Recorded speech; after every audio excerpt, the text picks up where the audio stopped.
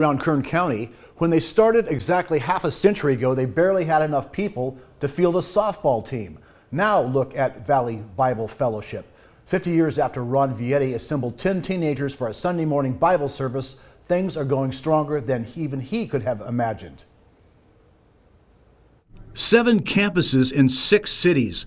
Not bad for the little church that could.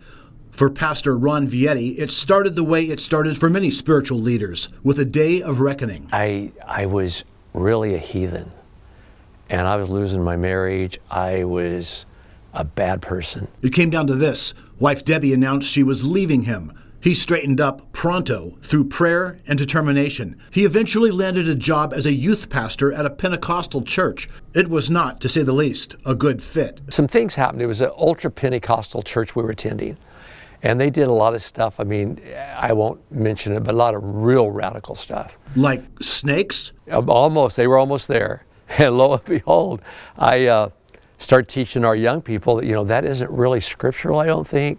They kicked me out. Yes, fired. So he did what any inspired young man of God would do. Started a little Bible study, and it got out of hand, and this was the result. He found this Quonset hut on Nile Street near the Monterey Street merge.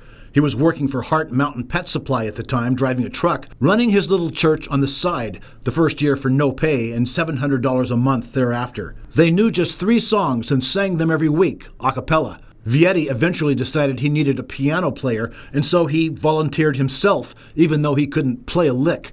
His wife was astounded when he announced he was going to take lessons. Really, you're going to do it? And I said, yeah. She said, well, I can play the piano if you want. And I said, we've been married 4 years and you play the piano and I didn't know it. After 3 years, they moved to an old Kirby's shoe store, then an old boys club location, then an old vacated church.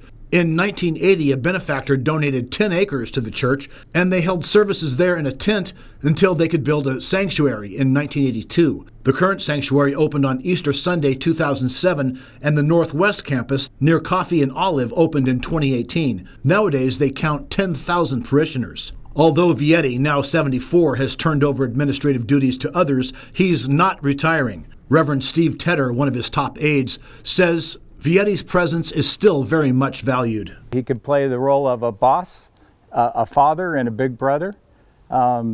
He's got a tough side and a soft side. He's got a big heart. Some see the Christian church as under assault in America today, but that's not how Vietti sees it. We're seeing growth, so I don't really believe all the stuff I read. I can only go by what I see.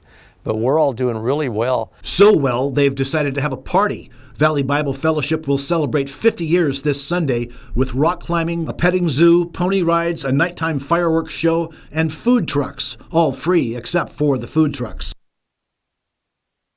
Valley Bible Fellowship celebrates at its morning services at 9 and 11 in the morning at its East and Northwest campuses. The services will feature a memorable message reflecting on the journey of VBF. There will also be an evening celebration at 4:30 at its East campus with food trucks, live music, and fun activities. And there will be a final celebration service at the East Campus Sanctuary at 7 p.m. with fireworks to end the day. Wow, lots to celebrate in 50 years. 50 years, what a story. Yes, good for Pastor Vietti, wow. Yes, sir.